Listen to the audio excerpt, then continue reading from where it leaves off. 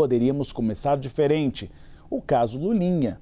Ontem à noite, eu e o Theo Cury tivemos acesso a um parecer da Procuradoria-Geral da República e eu vou trazer em instantes os detalhes. Esse parecer já tem sido utilizado pelo Palácio do Planalto em uma estratégia de reação. E o presidente Lula acenou que vai explorar esse parecer para tentar arrefecer o escândalo envolvendo o seu primogênito, Fábio Luiz Lula da Silva Lulinha. Esse documento já é citado no Palácio do Planalto como uma espécie de álibi. Essa foi a expressão que me foi usada. De que não houve uma corrupção efetiva no eventual esquema e que Lulinha era uma personagem secundária. Por que essa argumentação? Eu explico para vocês. Esse documento aponta que a investigação não encontrou o fechamento de fato de um contrato da máquina pública com Antônio Carlos Camilo Antunes, o careca do INSS. Ainda assim, ele destaca que não se pode dizer que não houve irregularidade, por exemplo, em relação a tráfico de influência, e aponta contatos de Lulinha com a empresária e lobista Roberta Luxinger. Isso é preciso ficar claro. Por quê? Porque a Polícia Federal abriu duas frentes de investigação. A primeira, se houve tráfico de influência, ou seja, se por relações ou amizades havia portas abertas no Ministério da Saúde e no Palácio do Planalto para negociação de contratos que favorecessem o careca do INSS e a Roberta Luxinger. Esse é um ponto 1. O ponto 2, houve fechamento de contrato? Houve corrupção de fato? A Polícia Federal diz que não identificou ainda nenhum contrato ou negócio fechado. Isso ainda está em apuração, mas isso não significa que não teria havido tráfico de influência. A avaliação sobre Lulinha é diferente no Palácio do Planalto sobre a avaliação em relação à participação do ex-chefe de gabinete presidencial, o Marco Aurélio Santana Ribeiro, Marcola. Com base nas provas da Polícia Federal, a PGR conclui nesse documento ao qual eu e o Theo Cury tivemos acesso, que Marcola recebeu vantagens financeiras sim de Luxinger. A defesa dele afirma que foram empréstimos, não foram eventualmente propina, como a Polícia Federal apura. A situação de Marcola, aliás, é apontada por assessores do presidente com quem eu conversei como muito mais sensível que a de Lulinha, o que já foi inclusive apontado em trackings feitos pela campanha à reeleição. Eles apontam que a população tem uma percepção de que eventualmente a situação de Marcola é pior do que a situação de Lulinha. Nesse parecer, a PGR defende que esse caso seja remetido para a primeira instância. Os ministros André Mendonça e Flávio Dino, porém, devem mantê-lo no Supremo Tribunal Federal. E a PGR deve reafirmar em novos pareceres que não há vinculação desse episódio com o esquema de fraudes do INSS e que não há ninguém investigado com prerrogativa de foro que justificaria que esse caso ficasse no Supremo Tribunal Federal. Isabel Mega, que caso complicado, mas parece que o Palácio do Planalto encontrou um álibi. O álibi é a Procuradoria-Geral da República, que tem insistido que não fique junto ao Supremo Tribunal Federal. A gente vê a decisão hoje do ministro André Mendonça, a gente vai esmiuçar daqui a pouquinho. Ele dá um puxão de orelha nos ministros Flávio Dino e Alexandre de Moraes em relação à questão, por exemplo, de sigilo da fonte, naquele caso do Maranhão. Então a gente vê que o clima no Supremo Tribunal Federal não está nada bom. Mas há um Paulo Goné Branco, procurador-geral da República, que avalia que não tem que ficar no Supremo Tribunal Federal, de fato, porque não tem relação com apurações anteriores e não tem ninguém com cargo ou prerrogativa de foro para estar na Suprema Corte. Boa tarde para você, Uribe. Boa tarde para quem está com a gente nesta sexta-feira. Finalmente ela chegou. Uribe, é um álibi, com toda certeza, ajuda, inclusive, na linha que o PT tem estabelecido a respeito da condução desse caso, porque entende que isso sim representa um risco eleitoral para o presidente Lula, mas talvez não dure tanto tempo assim, porque não há muita perspectiva de que o ministro André Mendonça vai acatar esses argumentos e vai entender que o posicionamento da Procuradoria-Geral da República de que esses processos não devem ser conduzidos pela Suprema Corte deve ser aceito. Então, o que a gente tem até aqui é a configuração de elementos lá atrás, ainda no âmbito da operação sem desconto, que justificaram a origem de tudo, ser uma investigação da Polícia Federal, os pedidos que foram feitos à PF diretamente ao Supremo Tribunal Federal por conta das suspeitas de gente com foro privilegiado também em relação a isso. É claro que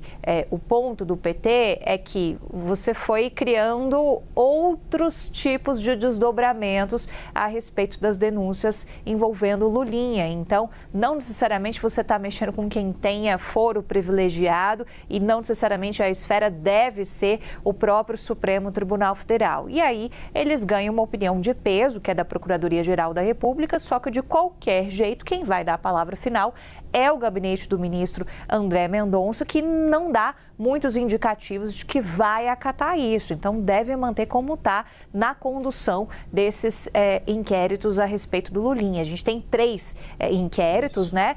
São 2 inquéritos com André Mendonça, tem um inquérito com Flávio Dino também.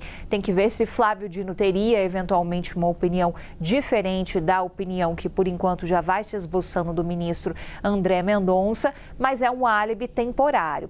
Agora, tem outro ponto que você chama a atenção, que é interessante da gente trazer para análise também, é o quanto isso já vai esboçando essa divisão no Supremo Tribunal Federal. No mundo jurídico, a gente escuta muito o quanto há uma guerra de protagonismo de grupos, do qual Alexandre de Moraes está de um lado, do qual André Mendonça está de outro lado, e quando a gente tem alguns pontos da decisão de um ministro que, querendo ou não, acabam fazendo referências indiretas a decisões polêmicas de outro ministro, isso é bastante simbólico, porque são os ministros utilizando os autos, digamos assim, para alimentarem esse clima de disputa interna também. Vamos lembrar que o ministro Alexandre de Moraes, em algum momento do ano que vem, também deve assumir a condução da própria Suprema Corte. A gente vai ter muitas vagas em aberto no Supremo Tribunal Federal e isso é importante de ser pontuado, porque vai recair sobre o próximo presidente da República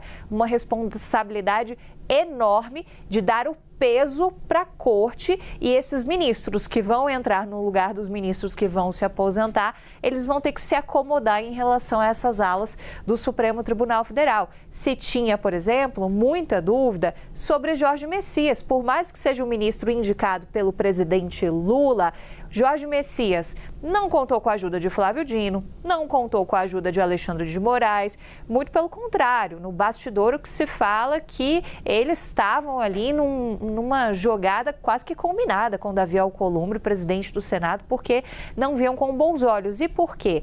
Porque Jorge Messias tem uma aproximação que também não esconde de André Mendonça. Sim. Os dois evangélicos, um faz aceno para o outro, um ajudou o outro em cada périplo ali para ser indicado ao Supremo Tribunal Federal. Então, aqui estou só refrescando um pouco a nossa memória para a gente entender que por trás de tudo que está acontecendo em relação aos processos de Lulinha, ao caso Master, que tem componentes eleitorais fortíssimos, também tem um jogo de poder que acaba envolvendo poder executivo, poder legislativo, sob o Congresso Nacional no comando de Davi Alcolumbre e Hugo Mota, e o poder judiciário, que também vai já chegando próximo a um momento de reorganização por conta das vagas que vão surgir para o próximo presidente da República. Porque ali, se Jorge Messias fosse realmente ministro do Supremo, haveria um equilíbrio, porque a gente tem uma ala majoritária e uma ala minoritária.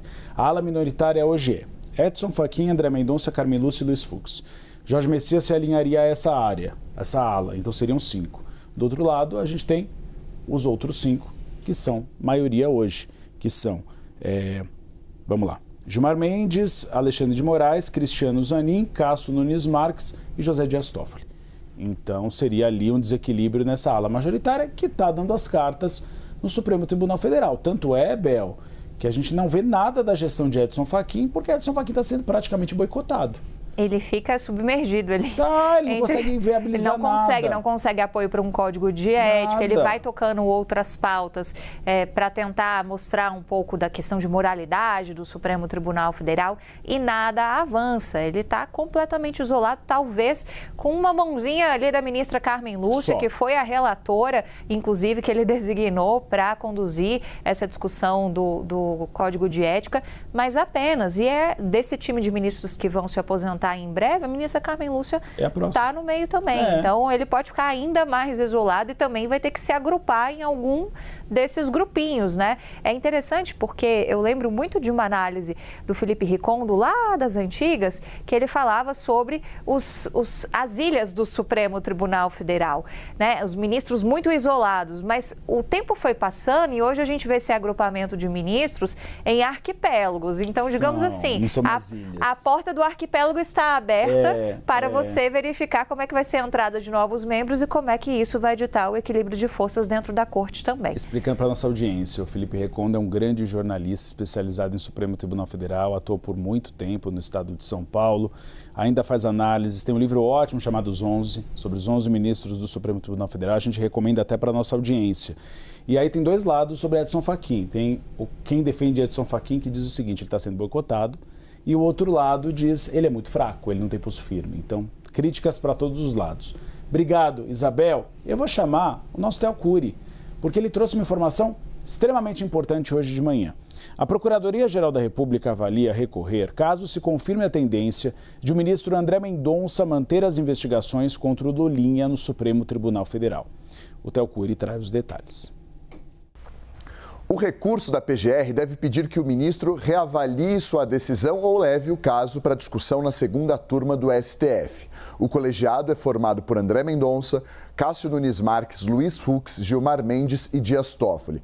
Caberia a André Mendonça definir o momento de levar esse possível recurso a julgamento na segunda turma. O parecer da PGR enviado ao ministro André Mendonça defende a remessa de um dos inquéritos contra a Lulinha para a primeira instância. O argumento central é a ausência de investigados no inquérito com foro no STF que justifique a permanência desse caso no tribunal.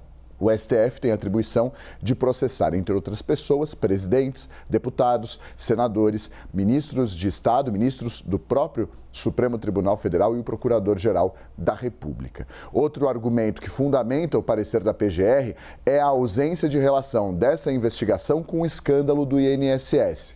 Mendonça, no entanto, tende a manter essa investigação com ele no Supremo Tribunal Federal. O ministro tem dito a interlocutores que as investigações ainda podem indicar e alcançar pessoas com autoridade com foro no Supremo Tribunal Federal.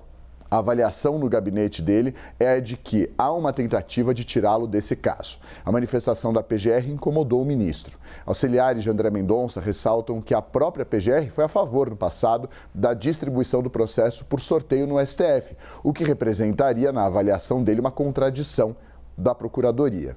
A PGR, no entanto, descarta qualquer tipo de contradições e avalia que se manifestou de maneira condizente com os dois momentos processuais que são diferentes. O primeiro, sobre a distribuição do processo, e o segundo, sobre a competência do Supremo Tribunal Federal em analisar o caso diante das informações iniciais a respeito dele.